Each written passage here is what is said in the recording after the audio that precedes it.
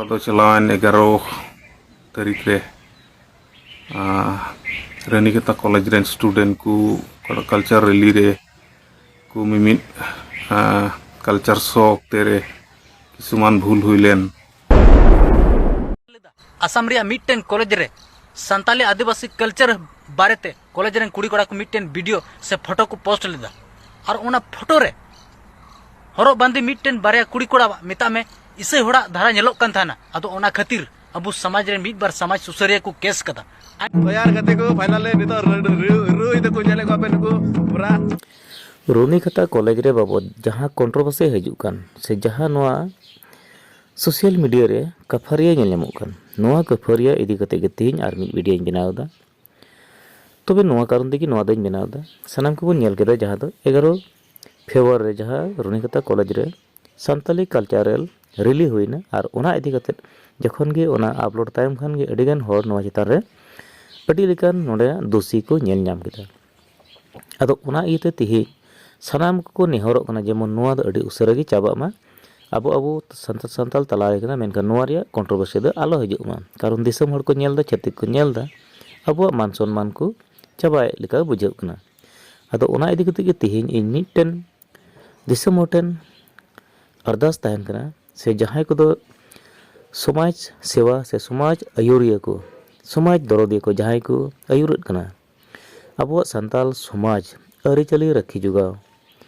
से अब भविष्य धरी जायजुग जमन मजगे टिकाव थान मेनते नुकु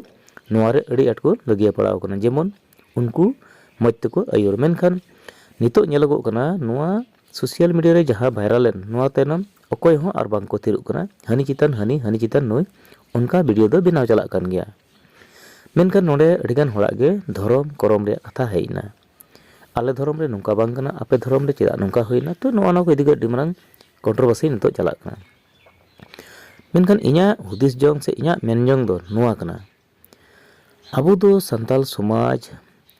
विषय ते जहां दो साहित्य सभा मेना को साहित्य जहां दो अबवा सरियत ते अबवा रीति रिवाज बंचाव दोहय अबवा ओकर दो ओरिजिनल ट्रेडिशनल चित कान तबन ओना को बंचाव दोहय लगित गे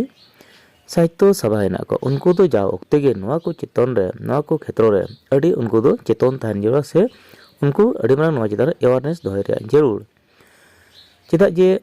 नितो अबो भारत दिसम रेन संताल को अड़ी धर्म को हटिंग चाबा केत बुना और नोआ हटिंग चाबा खातिर ते अपन अपन धर्म ले इदी कते उनको दो अपन अपन नोआ ट्रेडिशनल को हटिंग दा ओकोय ओका धर्म रे चलावना उनको दो एनहो संताल रिया मिटन नीति उदुगे गुटाया मेनखान एटा धर्म रे चलाव ठीक कना मेनखान हो नोआ कारण ते नितो अड़ी मांग अबो समाज तलारे अड़ी मुश्किला अनाट नेल ᱧᱟᱢᱚᱜ कना नोआ अनाट चाबाय खान दो अबो दो नितो संताल समाज रे ओरिजिनल चेत कना ओना दो किंतु ओकोय हो आद बांग जुड़ा ओरिजिनल जहांटा धर्म दिगे उचेड़ चला मेनखान ओरिजिनल ते दो तहन गी जरूरा और जहांटा धर्म रे उचेड़ चला जखन आम जुदी ओंडे जुदी नकली लेखान ओना दो ओरिजिनल सा बांग जुरित ते ओना दो हर को साब गया ओना कारण ते अब ओरिजिनल जहाटा कना ओना दो बांग आद हुआ नितो बन नेल लेखान अकोय को हिंदुइना अकोय को ख्रिस्टानना अकोय को जयगुरुइना अकोय को सन्यासीना अकोय को सपा साधुइना अकोय को भजरंगिना और अकोय दो ओकाटा धर्म तेको चलावना मेनखान अपन पिन धर्म रिया रीति रिवाज अकोय ओकाल का व्यवहार कन ओनाल रे उनको दुको निंदा नडी को से ओनाल काते उनको दुको आयुर को जेमन बन नेल लेखान जयगुरु रे उनको अकवा नीति नियम चेद का कना उनकाल का को आयुर को और राम सनातन धर्म जहां को चलाव उनको ओना रे नियम नीति ओकाल कना उनको उनका को आयुर को और अकोय जे क्रिश्चियन सोसाइटी रे को उनको ओकाटा नीति के नियम का उनको ओना को आयुरा और अकोय दो ओरिजिनल नीति नियम रे को जहां दो मारी होरार को ताहे ओकन उनको दो चेलका सेदाय खो हेइ का नेल अगु कन ओना को चला अगुयदा मेनखान नोआ खो तीन रे हर नोआ हिरखा कते से नोआ निर्बगी कते एटा समाज रे को बोलो कना उनको दो एटा समाज रे बोलोन खा ओना समाज रे हो चित जरूरी और नोआ हो जेत कानते में बाय हिडिन दरिया तो तेहि नोआ मिटन कल्चर उदुग समय तो अडी मारंग एटकेटोड़े पड़ा कना कारण जुदी नोंडे को मेन किदा जहां दोन मेन लेखान रानीखेता कॉलेज रे प्रत्येकटी जनगोष्ठी मिट्टन कल्चारल उदुग पे तबे ओना कल्चारल सान्ताल हिसाब तमा बन उदुग गे मेनखान इनी सान्ताल गे अडिगान धर्म रेको कन्भार्ट कान तबना तो एंडे खान हाना रिया नेल हुआ नवा रिया नेल हुआ ओंडे नो नोंका तको उदुग भूल केदा उदुग भूल लेखान नितो ओना रिया भूल दो अकोय पड़ागना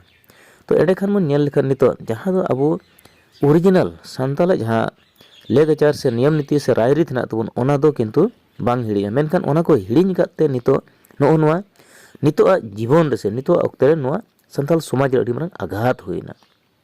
नोआ जुदी अबो जुत खान नोआ जुदी अबो आरु फेराव खान तो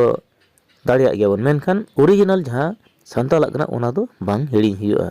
जहांटा धर्म दिके मुचाड़ चलाव खान मेनखान ओरिजिनल दो ताहेन गे जरूरा अतो थी नो को जहां दो आयुर गुरु हिना को जहां दो पुरखा हिना को जहां दो समाज सुसरिया समाज जतनिया को मिना को उनको कोठेन गे नोआ रे बर्ती नेहर तहना जेमन नोआ को चितान रे आपे गे बर्ती नजर तबुन पे कारण नेल लेखान बन नोआ दो साहित्य सभा जहां दो सान्ताली साहित्य सभा से सान्ताली साहित्य परिषद से जाहिर सगुन बैसी से समाज रुखिया बैसी नोआ को उनको को जहां दो कमिटी मिना को सेंट्रल कमिटी मिना को एडवाइजर ना को मज मज हुदिसिया मिना को उनको को नोआ को चितान दो गहिर हुदिस के नोआ रे दायित्व हाताव के नोआ को समाधान रे दो जेमन को कुरुमुटी तबन बा चेदा जे नोआ दो अबो समाज दो एकेन मिट हड़ा दो बांग कना जतो हड़ा कान तबना आर जतो हड़ कान गियाबन सान्ताल मेनखान जहां तना एटा एटा धर्म रे चलाव कते रह मेनखान ओरिजिनल जहां नियम नीति ओना दो जोगाड़ दोय गे जरूर तबना आर नाते बढ़ती गते नुकुन को संगठन के इना नेहर तो ताहेना मा जतो को जोहार।